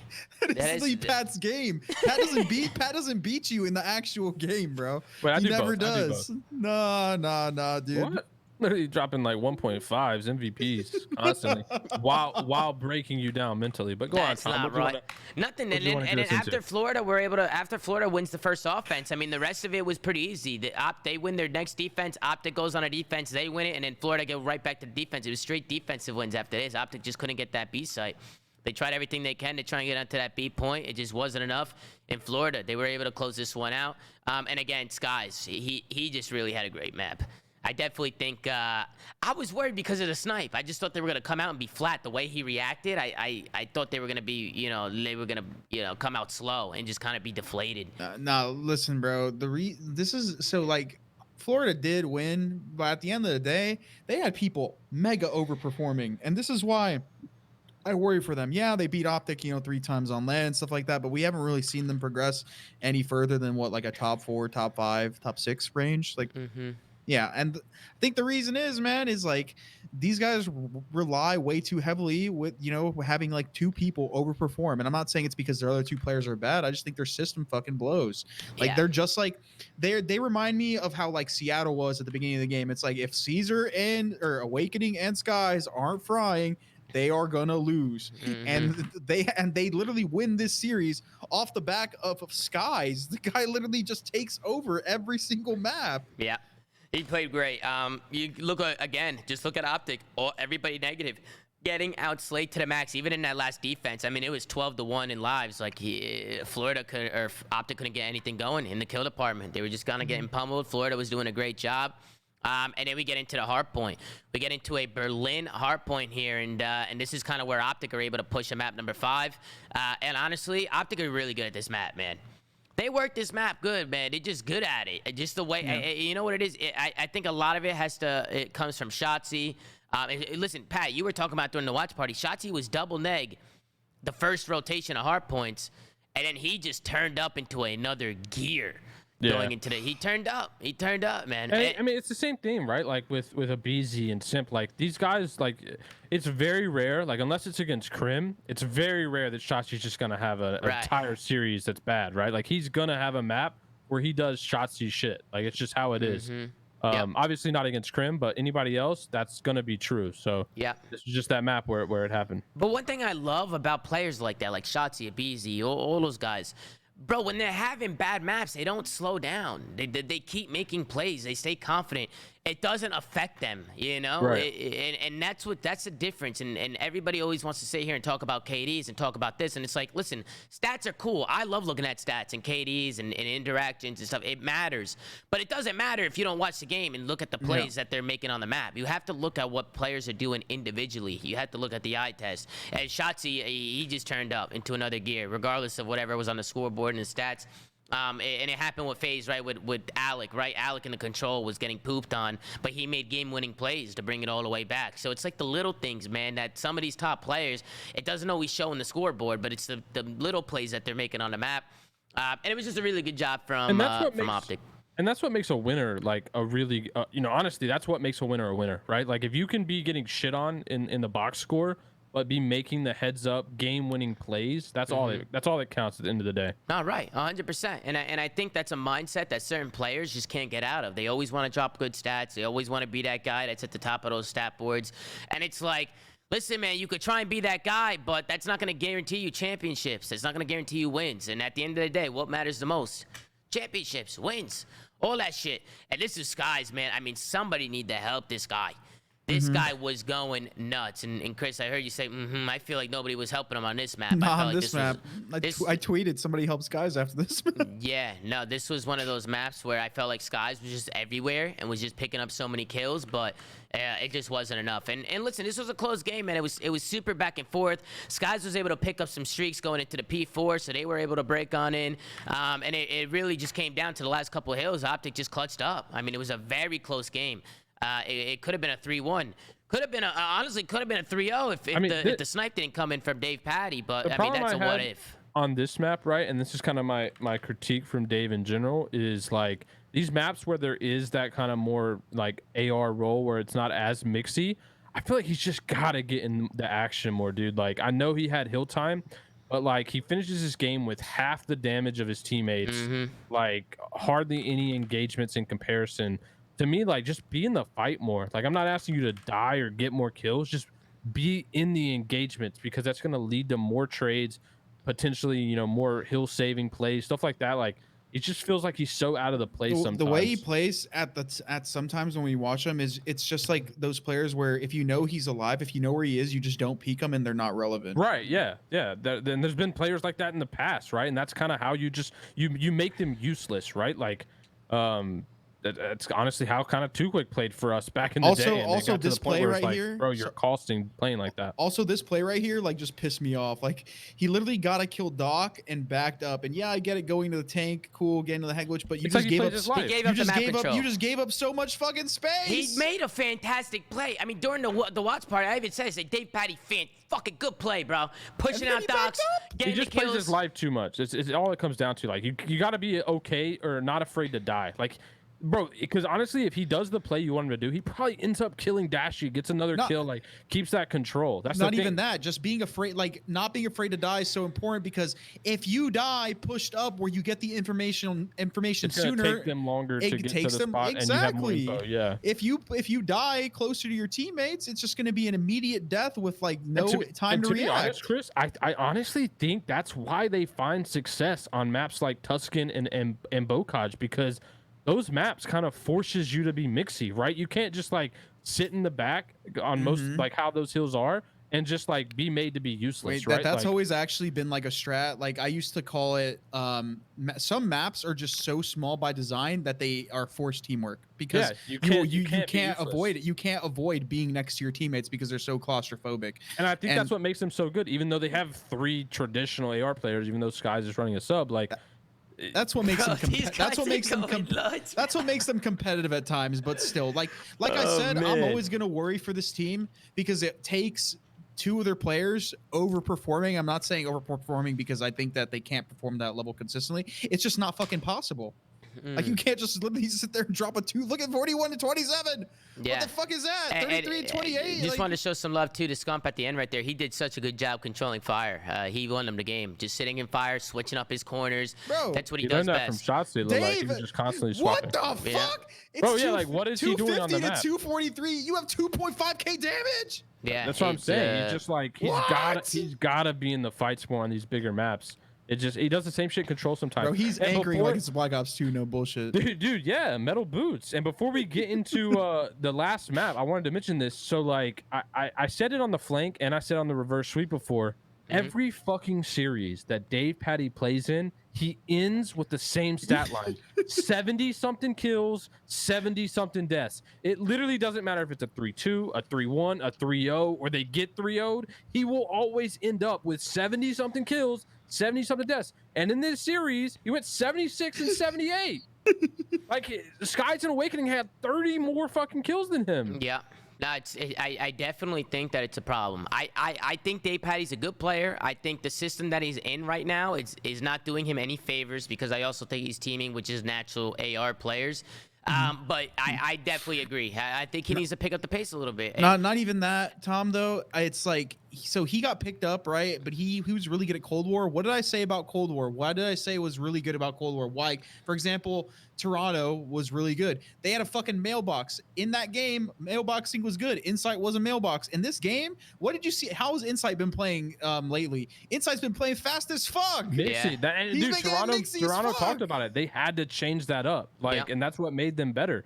And I think Florida either make that adjustment with Dave, or you know, you need to look into something else for your hard points. But I do want to say, as much as we've roasted Dave, we got to give him his flowers. Game 5, as promised to the Florida social media person in the chat. He came turned in, up, man. He turned up game 5. S&D isn't a problem for him, so we will say that. But he Which is a turned up good game thing. 5. If there's one game mode where sure, you want him to be popping off, and it's S&D, because that's gonna win you tournaments. Especially game 5. Especially game 5. Listen, we're very critical on players and certain things that they're doing and this and that. But we're not denying that he's a good player. I mean, he's a great player. Dave Patty is a good player. It's just the little things that, you know, to take Florida to the next level, things that we're noticing, right? 100%. And this is kind of where Florida they stormed away through this last map, man. Dave Patty had a fantastic map. This was a round that Florida were able to take in. The round prior to this, Vivid was able to pick up a big 2-piece after getting the bomb down, and he really turned up really good shots coming out of Dashy there. He was able to find one. That's going to be the last round that Optic wins in this map. Other than this, it was a bloodbath. I want you guys to take a look at this route from Reese. He does this a lot, man. These fucking guys always hating his route. He didn't give a fuck. He didn't give a flying fuck. And you know what? I kind of like it.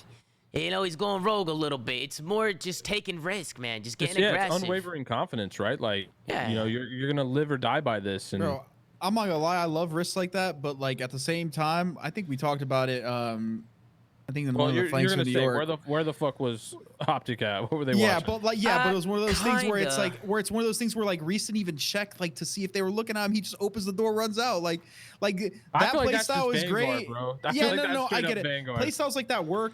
Taking risk is great, but just like maybe take a little he could have thrown his shoulder, look outside, but maybe had a guy look over his mid. My only just risky, like man. my rebuttal to that would be that I feel like there's also a lot of film being watched with some of these players, and they're finding tendencies in people's setups, and they're finding gaps, and that's something that I used to do as a player. Me and Chris used to go back and look at all the teams and look at how they set up round after round, and we used to just pick gaps on the map. This is a gap. This is a gap. Chris would always tell me, hey, you can hit this, you can hit that, you can hit and it would always work. Every time we did a VOD review, it worked like a fucking charm.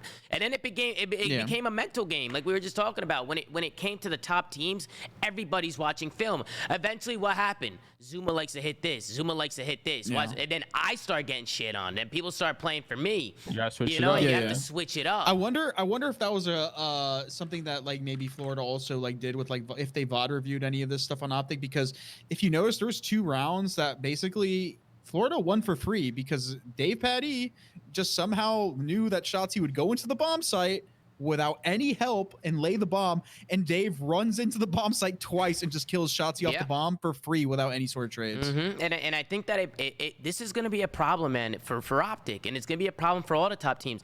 It was a big problem for FaZe going into it this year. Everybody's watching their film. Everybody wants to see what they're doing. What are they doing? You know, go ahead, Pat. Go ahead. Well, does Shotzi carry bomb for Optic every map in S&D? I kind of like him on the bomb personally. You do? I mean, it depends on the strat. It depends on the play call. I'm one of those people that thinks I don't think you need to have the same bomb carrier every round. No, I agree with you. I agree with you. You know, I don't mind him on that map. It's just Shotzi's the last person I want with the bomb, in my opinion.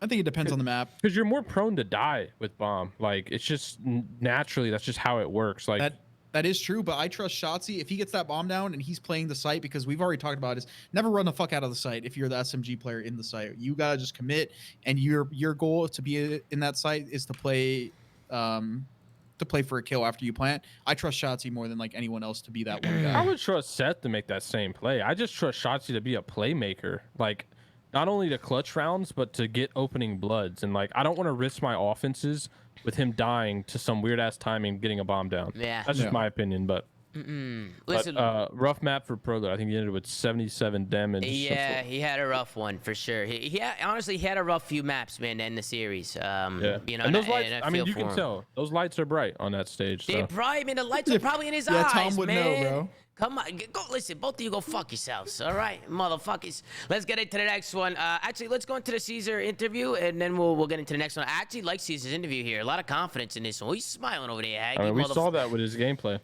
Yeah, listen, let's check it out and see what my man C had to say, because he was feeling confident on that stage. Congratulations. A couple of questions have come in from the fans about the game we have just seen. First up, a little bit rough, map 1, and into a team kill in map 2. Like, what was going through your head there, and how do you regain? After map 1, we had really like good momentum, and then like in the 3-5 in the surge, I thought we were gonna make the comeback, and then the team kill unfortunately happened because like he said he instant reacted because he was cracked or something. But after we lost that, I kind of lost foot in the moment, and after that, I went to the back like, all right, I regained. Like these guys can't gun us, and then we just. Good. You regained in a big way as well. Incredible map number 3. I also want to ask, there was a question about the VOs coming into this, the triple Tuscan start. Why those maps? Why did you kind of come into this series with that mindset? We usually wanted to go by how it was on practice in LAN, because like on LAN it's like kind of hard to play for Florida, so like all our maps are kind of like weird and inconsistent. But I feel like every time we go on LAN, it's like we're like more consistent than we are on LAN or online, sorry. And we just have like this random series online where we just smoke. That's fair. And speaking of LAN, right? We need to talk about this. You guys, what, 3-0 now against Optic on LAN? Why do you match up so well against them when it comes to the main Damn, stage? you die fast I in think this it's game, the energy bro. and like when we feed off each other. Yeah, it's you like, do. Damn. I'm not sure. Like the crowd, when you hear the crowd roar too, just you get in the moment after like, and especially after I got that 4-piece, I was like, oh my god, I'm gonna have a series. Yeah, you certainly had an incredible series. And we didn't dodge him. He's turned. We didn't dodge him like these. Yeah, it's one of those ones as well. Like, this is a big game for you coming into it, not only because it's Optic, but also the points going to be on point. You trade the top 6 of this. Are you guys looking to make serious adjustments to make sure that going forward, this is the level you're always at? Yeah, we're just gonna practice how we play. It's hard. It's gonna be hard to do it like online to be consistent, but our eyes are literally just on champs. Like, we've got to place good, get a good little cushion lead, and then just make sure we play good at the next major. Awesome, I love to hear that. Well, congratulations, you had a fantastic series here at the major. Yeah, great series from my man Caesar, man. A 1.5, I think he had. A 1.5. Bro, he went plus 36. That might be one of the best plus minus we've seen in Vanguard. I think what you can take away from the series and why Florida match up so well versus a team like Optic is, I mean, he says they can't gun us, and like you might like obviously that's Fugaze, like they can definitely win gunfights, but that just it shows you the confidence that the Florida team has, and players like Awakening and Skies, for example, have. Like these guys will square up, and I think that's why they are so good against the the aggressive teams. The aggressive teams is where these guys actually like can compete because they are not afraid to take a gunfight. They will square the fuck up and they will win them. And you gotta think they're playing from Florida online. Like that is that a slight thing to adjust to. Yeah, that's something to adjust to, right? When like Dallas is playing in Dallas on Dallas servers like almost nonstop, and then Florida's not necessarily getting that same practice. And you kind of heard it, like we have a little bit different map set when we go to LAN. But I will say that is super demoralizing, like to hear. I've never personally heard it, but I can imagine like you're packing up, you're walking off the stage, fans are leaving, and all they hear is Sky's interview going, "Damn, they just couldn't gun us." So love the confidence out of him, and yeah, I'm interested to see how they progress in the bracket so far. Yeah, they did a great job today. So shout out to them. Optic's gonna be in the losers bracket now, so we're gonna be paying close attention to them and see if they can make a run. But let's get into the last one, man. What's up? Did you say Optic's gonna be in the loser bracket? I did say that, Pat. That's weird because a lot of people, I swore, a lot of people thought they were the #1 team in the game. But to me, the #1 team in the game doesn't start off in loser bracket. That's just my opinion, though. We'll see how the bracket plays out. All right, Pat. We'll see how it plays out to your liking.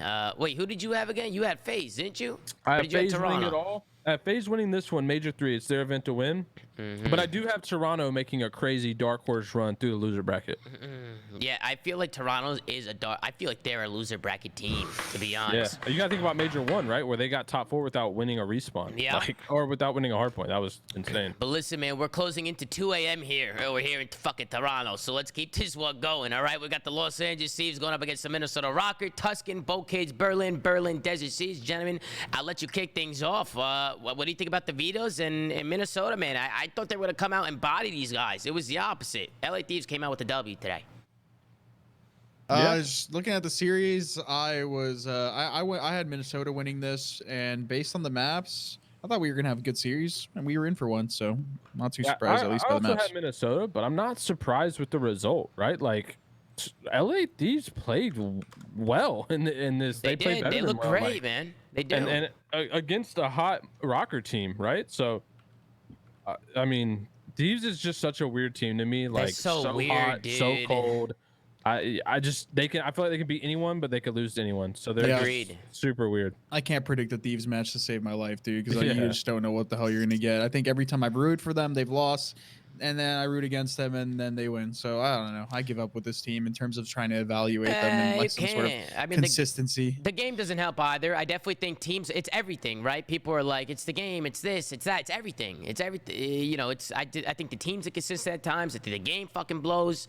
I just think it's all adding up. But we could kind of see how Minnesota was able to clutch this one. LA Thieves get into an early rotation here on this last P1. This map, by the way, gentlemen and ladies and gentlemen, it was back and forth the whole time. Just trading hill after hill after hill. These teams were holding their setups. They were holding their hills. They were doing a great job. It went all the way down to the wire, and we could kind of see how it was broke. It started with Dylan.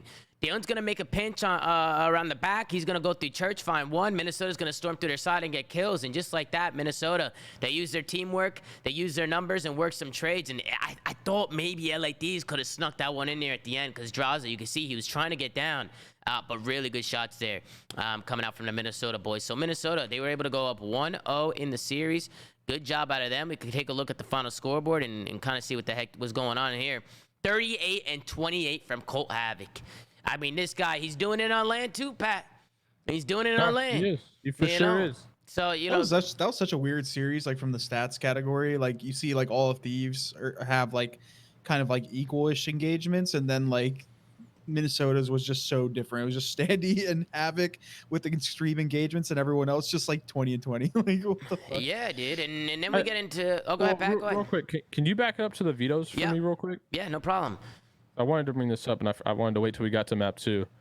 Shout out to my man getting the timestamps for us, man. Very, very easy to find everything. Yes, sir. He's getting the timestamps for us done. I wish I knew how to say his name. Well, how do you say his name? It's what, FXZO? I'm not sure what he likes to be called, but shout out to him. It's got to be Fazo. It's got to be Fazo. It's gotta be, bro. Either way, the GOAT. He's the GOAT, man. Seriously. Oh, it's Fazo. Found him. Fazo. He's been doing a great job on these timestamps, man. Got a lot of people working behind the scenes, chat, to make this all possible. So make sure to show some love. Go ahead, Pat. I'm gonna read you guys some stats. All right. So we got S&D.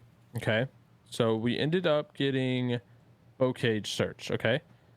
Rokkr vetoed Berlin. Okay. I'm gonna read you Thieves S&D win-loss. Okay. One map, they're 2-6. One map, they're 5-1. One map, they're 2-5, and the other map, they're 4-6.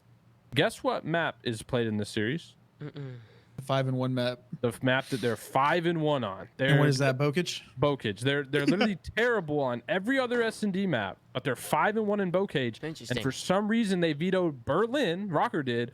When Thieves are literally 2-6 on it, and Rokkr is 5-2.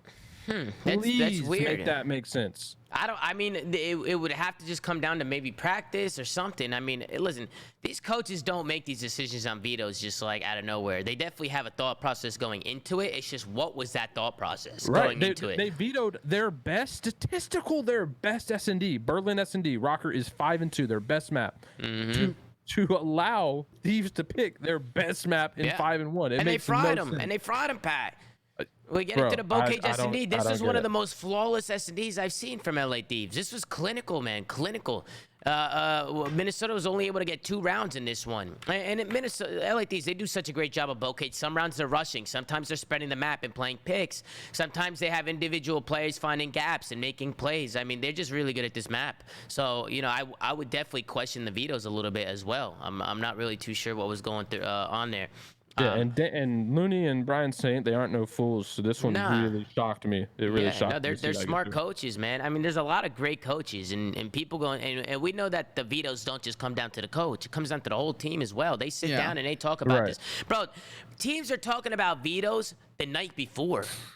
You know, they're talking about vetoes. 100%. They're talking about, they know who they're playing the next day. They know what they want to do. They're probably confident on this map, man. And like, they probably practice on it. Well, yeah, we've already said there's 2 strategies of going to vetoes. You either veto Why give what a the team is. Map? Like, well, we know.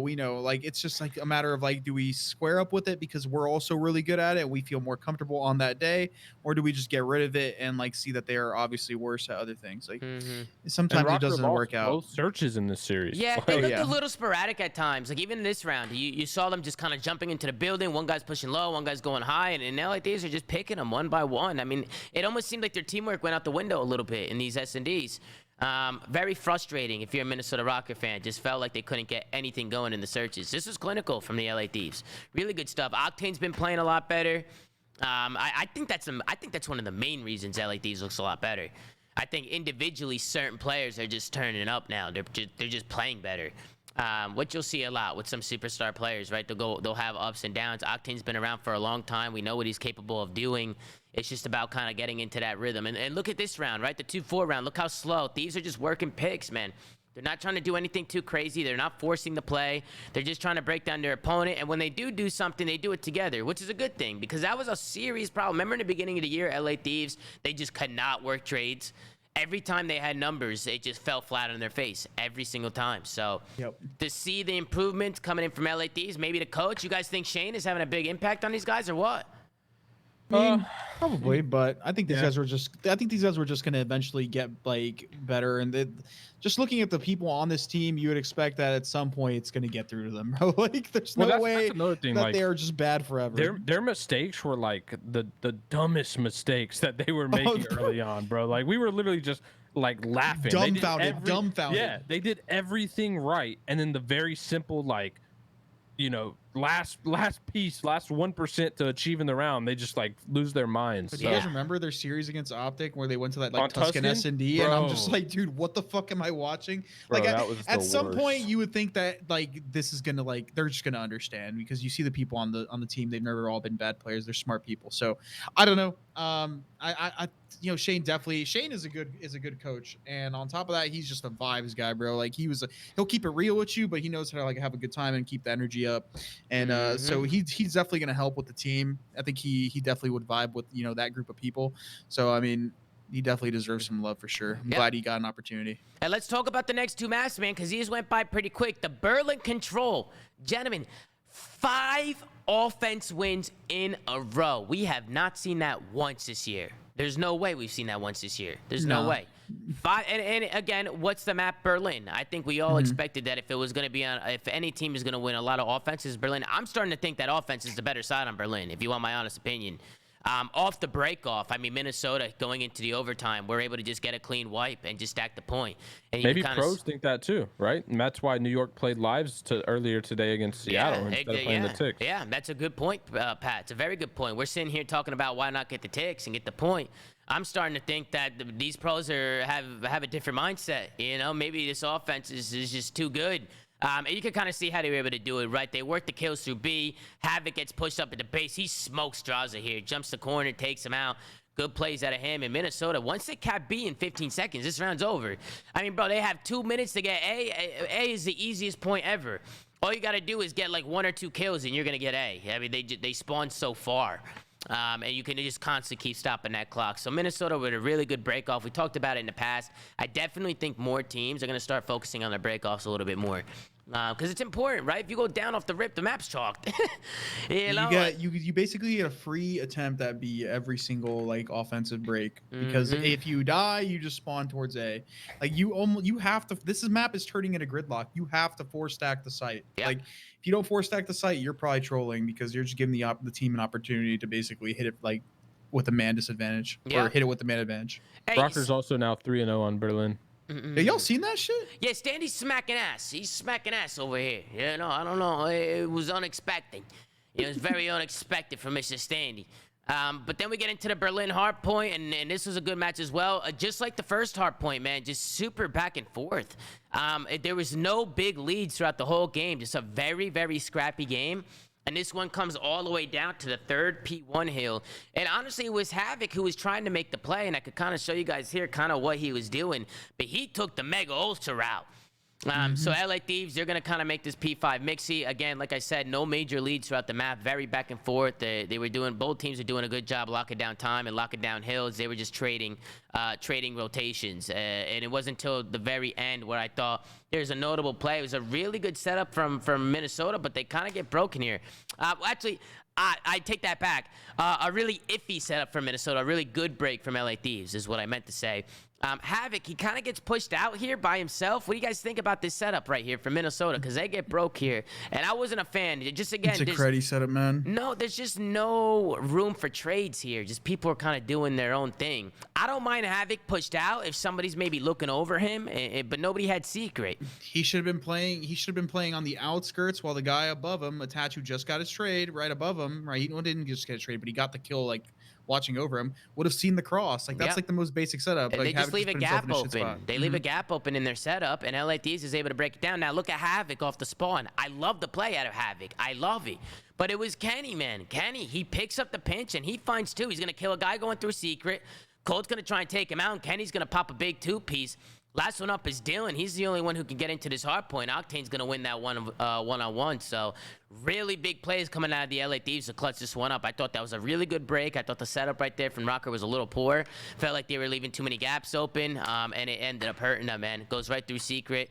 Just like that, big plays coming out from the Los Angeles Thieves. And we're going to a map number 5, fellas. We're going to a map 5, and this one wasn't even fucking close. Wasn't even close. That might have been the first two-piece I've seen Kenny get with a MP40. No you think so? No bullshit, bro. Nah, he dragging it. Bro, Nah, a two-piece? some pieces. Like an He's got actual pieces. double kill? I don't know. Attach got costed. Yeah, I don't know how you lose going 40 and 20 though. That's just mind blowing. Yeah, that was a tough one for him. And then we get into the S&D. And honestly, the first couple rounds were pretty interesting in this one. I actually want to tune in because I want to look at this play that Standy tried to make in this 1v3. I thought it was an interesting play. He ends up letting people run right by him, and it almost worked out for him. So check it out.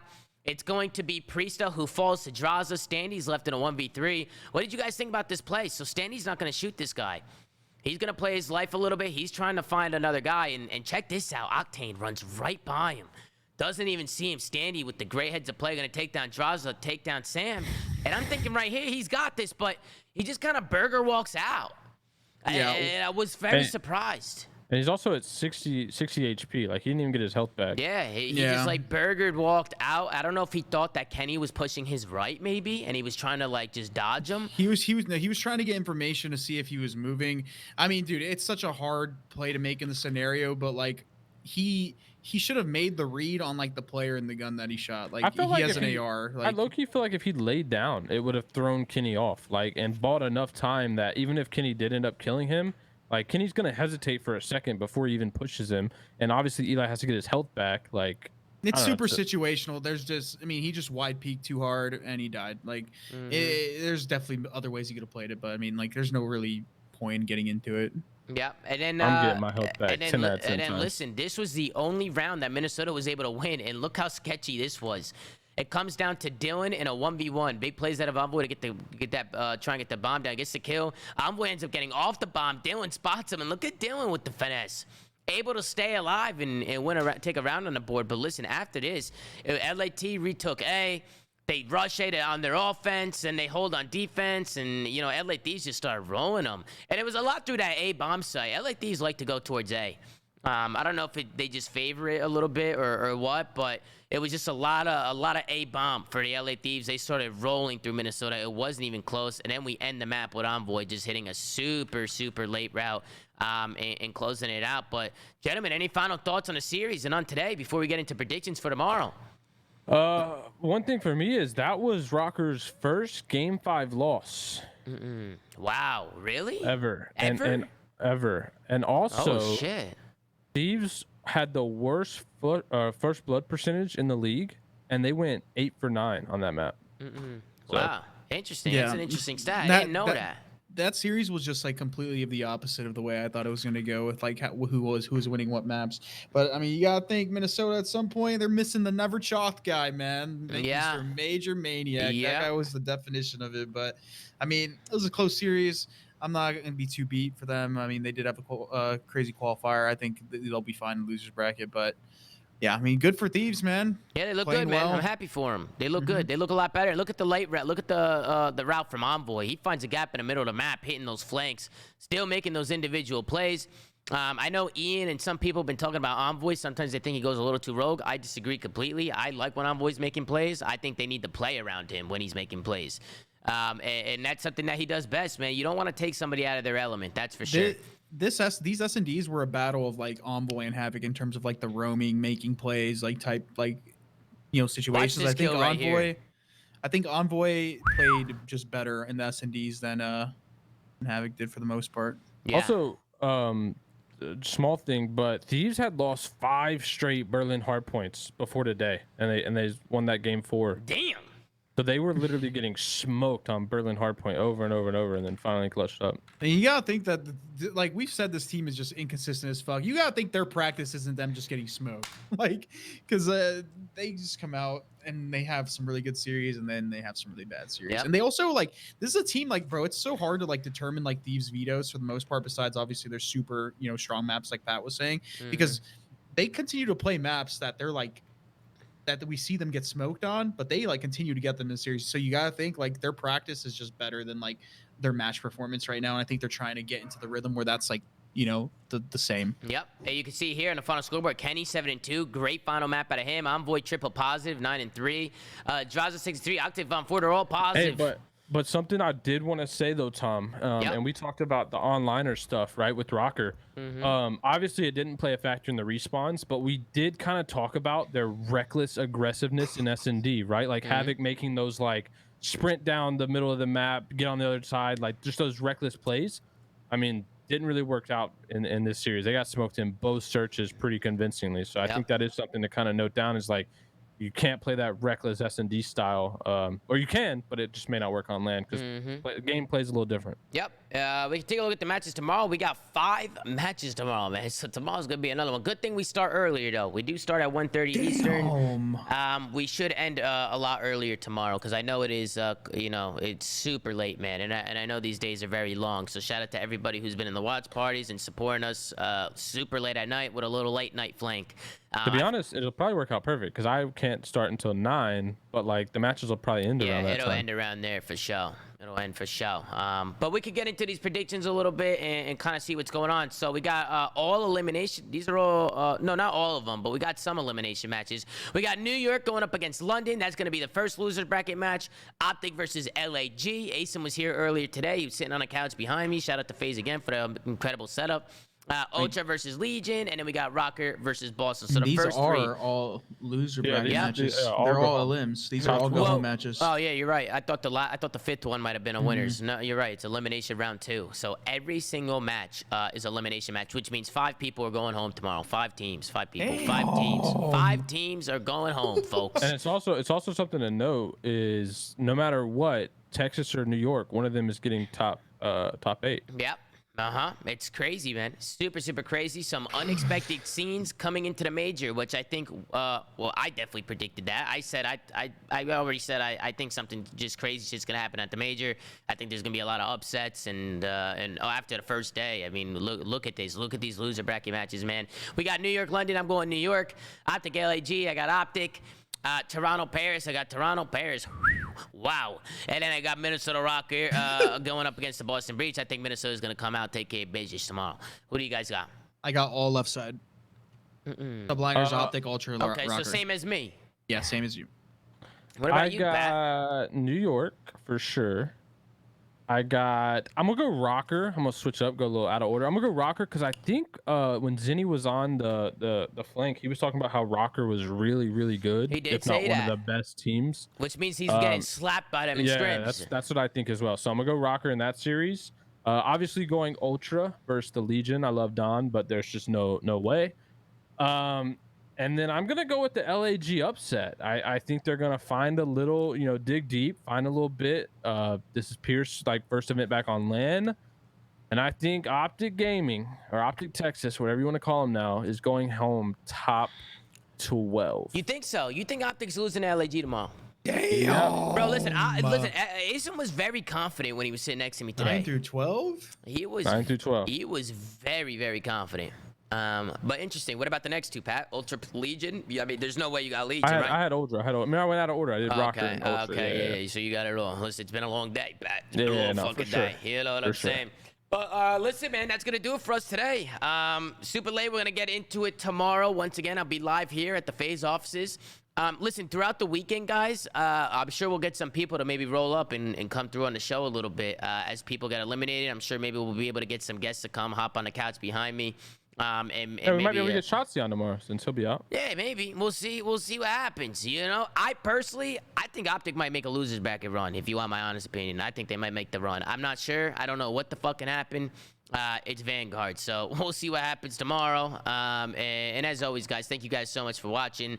Like, comment, and subscribe if you're watching on YouTube. Go to anchor.fm/theflank to check out all the audio sites that we're on, and go to @theflank on Twitter. Gersh doing a phenomenal job running socials. And as always, guys, thank you guys so much for tuning in. We'll see you guys tomorrow on another episode of The Flank, man. Take care and brush your hair. Peace out.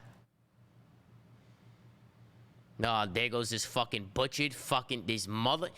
Is it fucked up again? Yeah, an editor to fucking edit it. Yeah, maybe I just need to restart. You can edit the